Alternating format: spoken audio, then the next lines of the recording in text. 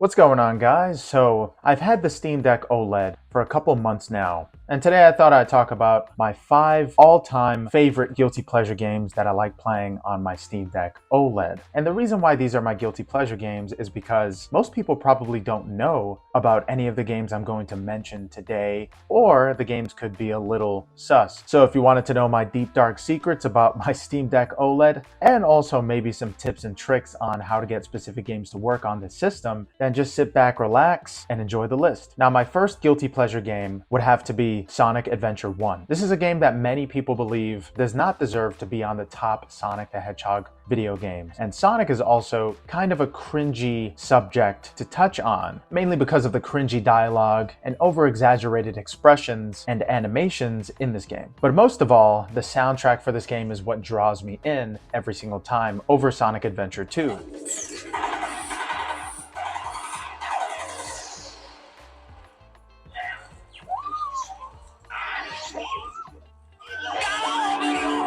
And besides the over-exaggerated animations and voice acting, which I swear is Jaleel White doing the voice for Sonic the Hedgehog, Sonic Adventure was one of the first Sonic games to have a dark tone to the character. It brought this unusual theme to the Sonic world that is unforgettable because it's so ambitious. It's basically the first open world-esque Sonic game to ever release. And it starts off with a boss battle named Chaos. And if you've ever seen Sonic Adventure, you know Chaos is legendary, and also he never shows up again, even though you technically see him in Sonic Forces. This boss is just unforgettable because Sonic the Hedgehog is terrified of water, and this bad guy is made of water. So I thought that was such a cool thing to have in a Sonic game. It seems like Sonic is finally facing his fears head on in the form of Chaos. And even though some people might think that Sonic Adventure 1 is cringy, I always thought this game was just one of the best experiences, especially if you just love every single character in the Sonic world. And my second guilty pleasure game has got to be Shenmue 1. Shenmue 2 is amazing, but Shenmue 1 has all of the nostalgia.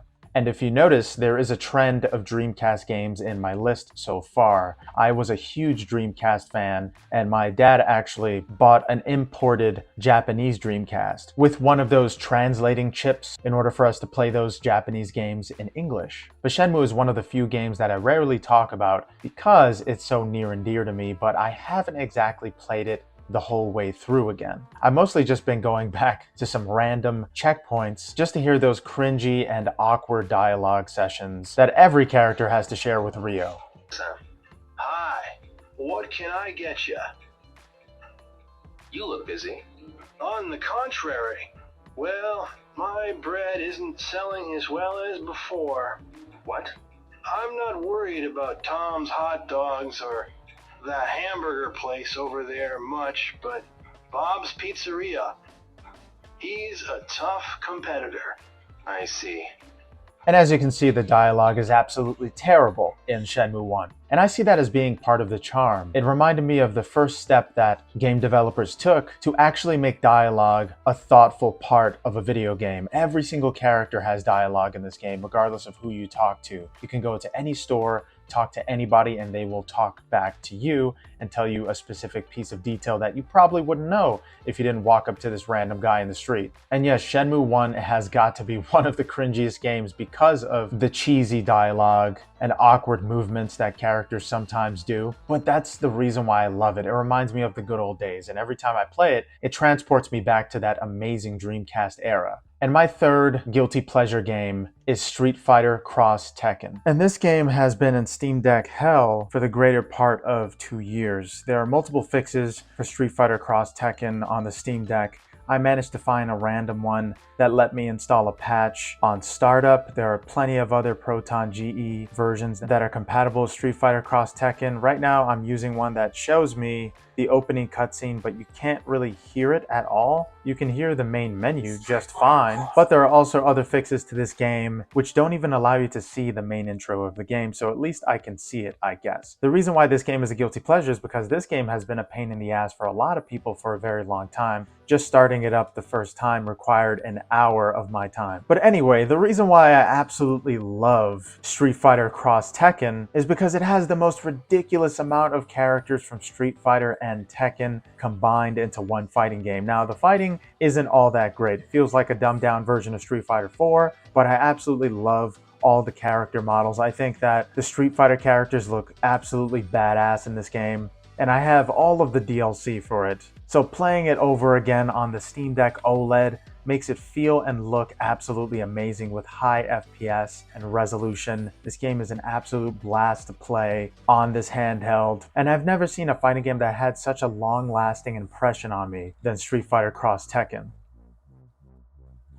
And number 4 is yet another fighting game that a lot of people don't really talk about anymore, and that is Dead or Alive 5. Now, for obvious reasons, this game is not as popular as it used to be because Tecmo turned into Koei Tecmo, and Tomonobu Edagaki, the director of the original Dead or Alive games, stepped down while Team Ninja has taken over the Dead or Alive franchise. And it turns out I did do some tinkering with the launch options for this title, which allows the input to work. So even if you uninstall this game, as long as you have this launch option stored in Steam, it'll remember it for next time. But in order to get all of the best advice, you just have to get the ProtonDB plugin, which allows you to see exactly what other people did to fix their specific titles like Dead or Alive 5. And for obvious reasons, Dead or Alive is one of the cringiest games to play in public because it has a bunch of characters with sleazy swimsuits and all of these tightly clad ninja characters like Ryu Hayabusa. But I usually in public just play as Ryu Hayabusa and fight another character like Ayane because it is very educational to do so.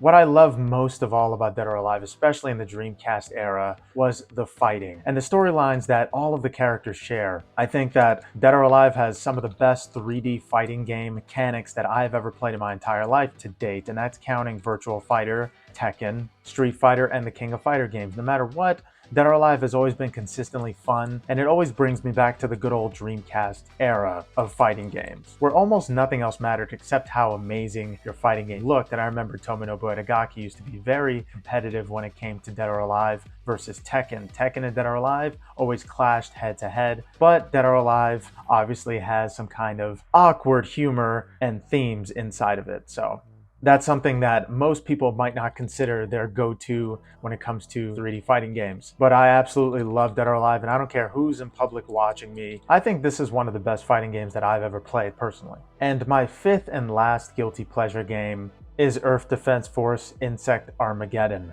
Earth Defense Force has always been one of the most epic co-op games that I play with my friends and family for the past 15 years. No matter which Earth Defense Force it is, I always go back to it and have a killer time. This is one of the few co-op third-person shooters that allow you to upgrade your gear in real time and fight an endless amount of hordes of giant insects. And no matter what I play it on, this game just seems to work perfectly. I think the only system that I played Earth Defense Force on, which didn't play it as good or wasn't available, was on the Nintendo Switch. For some reason, it's only available in Japan. I tried to buy Earth Defense Force on the Nintendo Switch, but it just didn't work out. But on everything else, especially the Steam Deck, Earth Defense Force is one of the most epic games to play with your friends if you just don't want to think about any kind of storyline, and if you just want to shoot an endless amount of giant ants. For some reason, displaying ants as giants is the creepiest thing I've ever seen since spiders. And Earth Defense Force Insect Armageddon is by far the best in the series because of how it looks and all the gear that you can get. It kind of reminds me of Gears of War at some point. But naturally, this game had to make the list as number one because it's the game I just continue to talk about, regardless of how often or not each Earth Defense Force releases. And just mowing down countless giant insects, for some reason, is some of the most satisfying gameplay in a third-person shooter that I've ever experienced, especially when you're cornered against thousands of them and you have to reload your gun that takes like 10 minutes to reload while your partner swoops in and saves the day. So yeah, this is definitely one of my guilty pleasures because every time I've introduced this game to a friend or family or girlfriend, they've always just looked at me in such a strange way because all you see is giant ants on the screen. It's not exactly the most appealing game to show somebody, but after about 20 minutes is always the most fun, especially when you find out more of the mechanics. You can roll away from enemies, you can switch weapons. There's so many options in this game, and there's so many explosive ways to finish your mission that playing this game is never tiring. But yeah, guys, that has been my 5 guilty pleasure games to play on the Steam Deck OLED. I have plenty more of these where this came from, but these are the top 5, mainly because some of these games aren't talked about or they're just not playable on the Steam Deck, but hopefully it helped you in some way to figure out how to play some of these games. But yeah, thank you guys so much for watching. Hope you enjoyed the video. Later.